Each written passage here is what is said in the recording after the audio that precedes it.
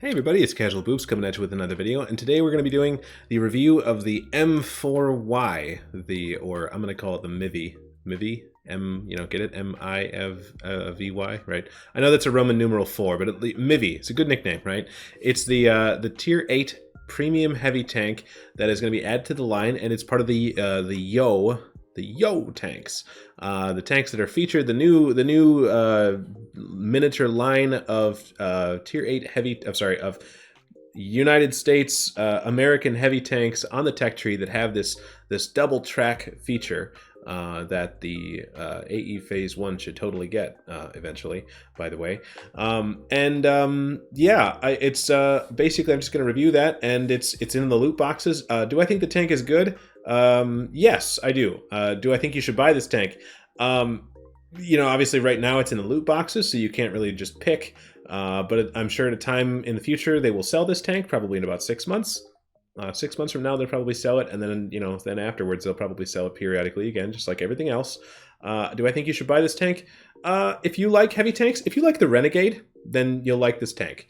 We'll go from there. Basically, I'll get right into the stats right now, and basically what we're going to do here is just compare it to the Renegade, because in a lot of ways it's, ignoring the looks, like it plays very similarly to a Renegade. So if you compare the stats, the main differences here, they're very small differences, right? So you've got about 10% less DPM, right? So your reload's just a bit longer. Same alpha damage of 360, which is, it's not 400 or 440 or 460 or 490 or anything else like that. But 360 is a little bit below average, but it's decent DPM, and everybody knows the Renegade's got good enough gun handling and so on that it feels good, right? So 360 average alpha, slightly longer reload for that same alpha damage, slightly worse penetration, but 220 is still fine, and the premium rounds on the Renegade are 255 APCR, and the premium rounds on the MIVY are 250 premium APCR. So very, very similar ammo loadouts and so on and so forth. So then your gun handling is 10 degrees of gun depression for both, obviously, and then you've got just slightly worse. You got 0.36 base on the Renegade, 0.38 on the MIVY. Very, very similar, right? Turret reverse dispersion is excellent. That's what makes these guns feel so good, is you can turn the turret around and the gun doesn't bloom out very much. Obviously you've got substantially worse, like 30% worse dispersion on moving and track traverse.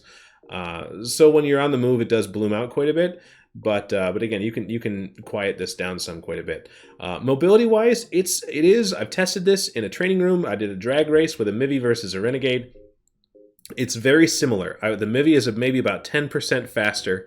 You do notice these differences in the power to weight and the engine power and the top speed. You do notice it. It's very similar. It's about as fast as a Renegade, but in a race, going across the field on steps is where we did it, and it was about 2 tank lengths from all that distance. So it's very similar in speed.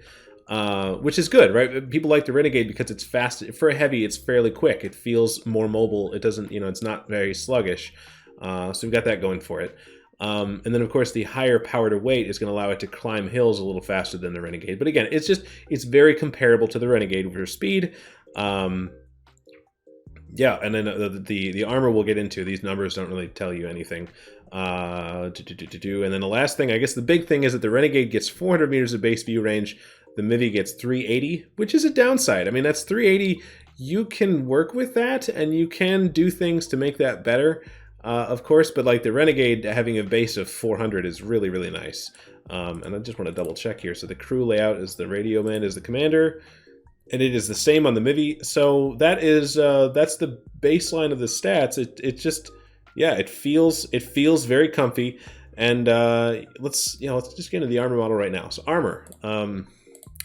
So it's a weird looking tank. If you look at the thing, let's do visual, right? So if you move the turret up and down, it's like an oscillating turret.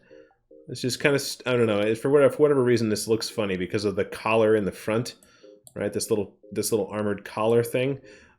Makes it look a little weirder than it is. But otherwise, if you just kind of squint a little bit, this is very similar to the Renegade, right? Where the Renegade has this same cupola on the right side, and it has a fairly solid turret. So it's very similar to a Renegade, right? So here we are comparing it to 220 pen, which is pretty average for tier 8, right? So tier 8 shooting standard rounds, this is what you see.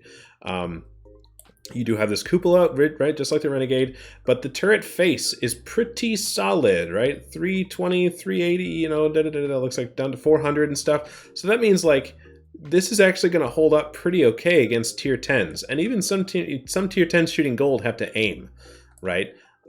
You obviously got this weak spot around the gun. If you're seeing one of these things, you shoot it in the cupola, shoot it right in the gun, and you'll probably pen, right? Because that's getting around this ring of armor. The hull is this kind of boat shape, right? So if you're using gun depression, then obviously things get silly. It's very like, it's kind of like this. It reminds me of a 279E a little bit, right? With that weird kind of UFO shape. So it's roundy. Just try to aim for a flat spot. But this lower plate is going to troll, right? Because it's 127-ish, but it's angled in such a way that you are going to get some stupid bounces off of people's lower plates. So just aim for a flat spot when you're seeing these things. And, it can side scrape pretty okay. Like, you just, if you're quick about it, and the gun, it feels good enough that you can be quick about it. You just don't try to show them this. Just be quick about things and only back up and show them this. But yeah, in general, it's just, I like it. It's a very comfortable tank. Feels just like a Renegade, just a tad bit faster. It's, so if you like the Renegade, you'll like this tank, I think. And it's, of course, got the dual track mod, or I guess feature. So if your tracks get knocked off, you can still move a little bit with a reduced rate, I guess, which has only happened to me a handful of times, and it is nice. If you pull out and shoot and somebody tracks you, you're not stuck.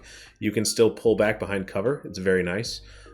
So that won't come up very often, but when it does come up, you're going to be really glad you have it. So that's the armor. It's fairly solid. We'll compare it to. Let's compare it to something with some actual, like, all right, worst case scenario, tier 10. Worst case scenario would be like Jaegeru shooting heat, right? So let's just, I'm sure it doesn't hold up to that, because nothing holds up to that. Yeah, no, Jaegeru heat doesn't care. Not surprising, but like, all right, like Russian mediums, right? Like a 140 shooting heat. Okay, so like, obviously it's a tier 8. You're not meant to be face checking tier 10s, but you could see, obviously it's not a tough pen for a tier 10 shooting heat, but there is it's not like your entire tank is cheese though, right? Like if they hit off to the sides, you can probably use some of this armor to troll, right? So if you're hull down and you poke out a little bit and you just show them this, if they're bad, maybe they shoot this. I don't know. It's what I'm trying to get at here is, like, it's okay, right? This is a 140 shooting standard rounds. It's okay, right? I mean, obviously it's got the weak spots and stuff, but the armor is very comfy. And if people tap 2, it gets easier to pen, of course, but like for tier 8, the turret feels very solid, very similar to a Renegade. So that is that's the stats. And let's see the build. So excuse me. Like a Renegade, there's a few ways you can build this thing. I would definitely pick this all the time. All-terrain suspension always, like I said, balance is hard. Always parallax adjustment. I'm probably always taking the view range, especially because the base view range isn't that great. And from here, I run food because I'm a tryhard.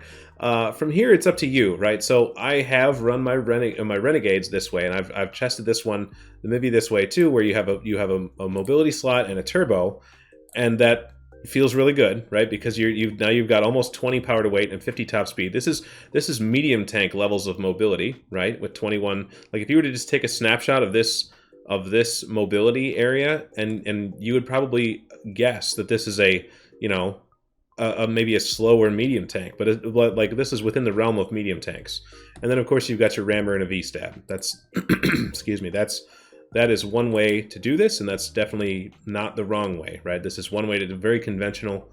The other way that I've seen, that I've tried, and I didn't mind this at all, is this, running a rammer, vertical stabilizer, and improved aiming to really get that gun to just be zapped in all the time. 0.33 is feels really nice, and of course if you've got brothers in arms and everything else, then then that gets even better. You could always just go with a let me see here, like you know, Vents V-stab rammer. That's also fine. Still leaving you below. Let me see, if you have a very good crew, you can get the crew view range skills.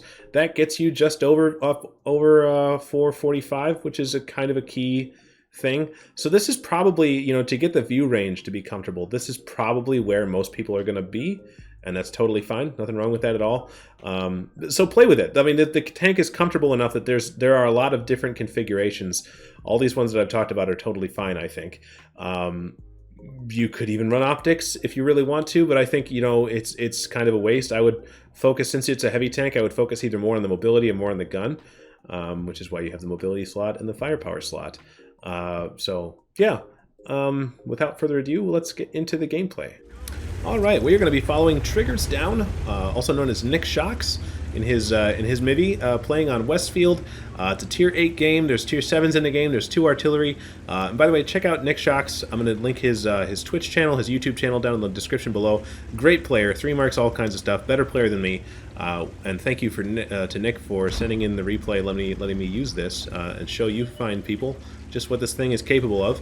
And again, everything that you're about to see here, I think could also have been done in a Renegade. He's going to poke up here and sees the side of a turret of an ML1. And you look at it, it's just the gun feels really comfortable. Look, it's just kind of aimed in. You're waiting a little bit longer for the reload, but the gun feels fairly well aimed in.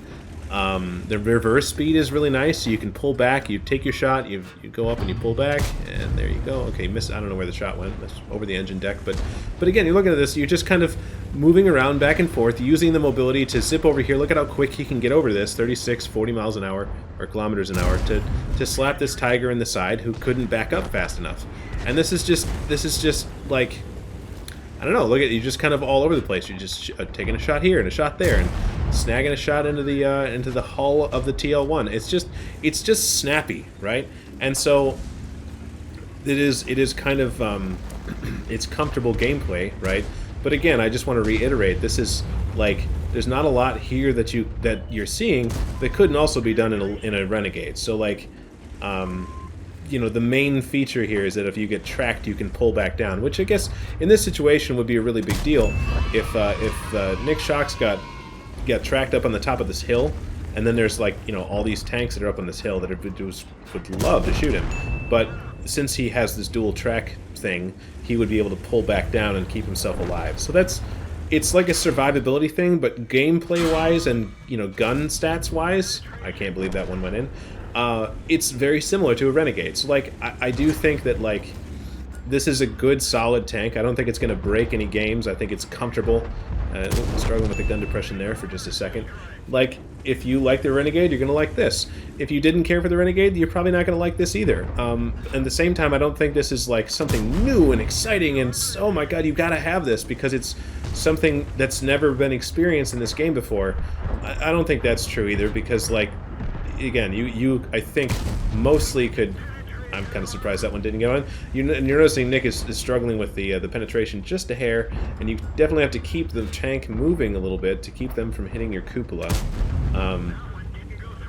But nothing here is like new and exciting and unique, and so I wouldn't stress too much about getting this tank and playing it and like feeling like you have to have this, because it's gameplay-wise very, very similar to a Renegade. So. But again, with the Renegade, you definitely have to keep the tank moving back and forth, because you noticed the one time just a little bit ago where Nick held still just long. He was aiming his shot on the T-28, and that gave the T-28 time to aim the shot on the cupola, and you can see he's moving back and forth. He juked at the perfect time to not give this T-28 a shot, and the T-28 is probably going to reload faster than you, Nick, but I think he knows that. Yeah, we dispatched that. Now this IS-2 is trying his best to back up into cover because he doesn't probably know what this tank is. Yeah, I mean, so we're definitely not winning the game. It's 5-8, but and we got a GSOR that's going over the top, and so Nick is going to push forward and try to just get out of the realm of that GSOR. We don't want to get punished by that. And also, this IS-2 just doesn't really seem to know what's up.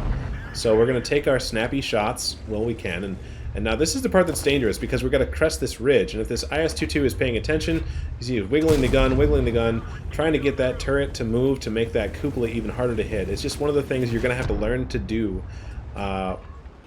when you do play this tank, is to wiggle the turret, make the cupola harder to hit. That's critical, right? And oh my gosh, so close. That's one of the things where, like, you know, maybe having just a hair shorter reload would have made it a little bit easier to hit that shot, but oh well. So here we are. We're still just gonna this AT-7 just is out for blood, which, as they should be. You know, unfortunately, Nick is kind of isolated right now, right? He's got an artillery, a Leo, and a Ferdinand, but they're all kind of down over there. And so what Nick really needs to do is block that shot like a boss, take this kill, and then, like, he's trying to get back to where his friends can support him. And you can tell this artillery is trying really hard. So, you know, kudos to him. But, like, we have a light tank over there, and, like, the Ferdinand, if he's paying attention, will have shots on all this stuff over here. And so this is good positioning from Nick, trying to get back over here where he can... Oh, Emil is spotted. We don't get clipped out by an Emil. And Nick uses the new intuition perk to switch to a premium round, because Emils do have armor, especially in tier 8 matchmaking. But yeah, you can see the mobility. It's able to just kind of scoot around. It's not like a light tank fast or anything, but like, oh my god. It was, unfortunately, you can see where he hit the Emil in the turret there. And he must have just got unlucky, because I would have thought, you know, the pen marker looked like it was green. But you know, it is what it is.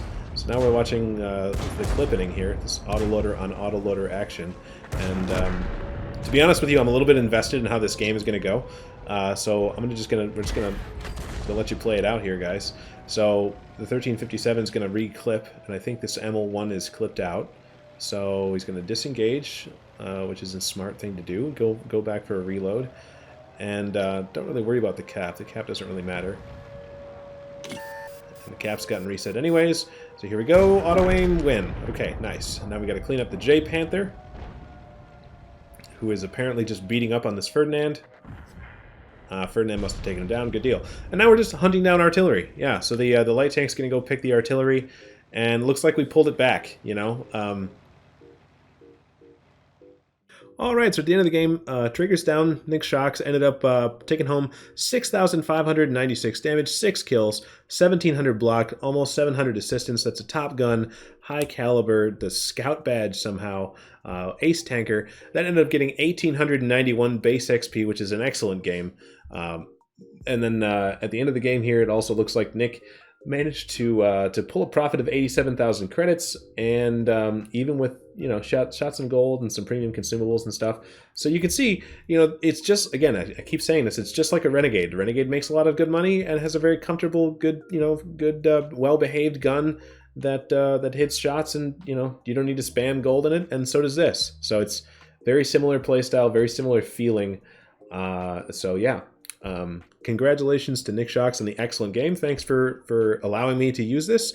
And everybody make sure to go and check out his channels and show him some love. So, all right, that is going to do it for me, guys. Hopefully this has helped you decide whether you want this out of the loot boxes, or if you're watching this later, whether you'll be able to, or you'll want to go purchase this. So anyways, yeah, that's it. Thanks, guys.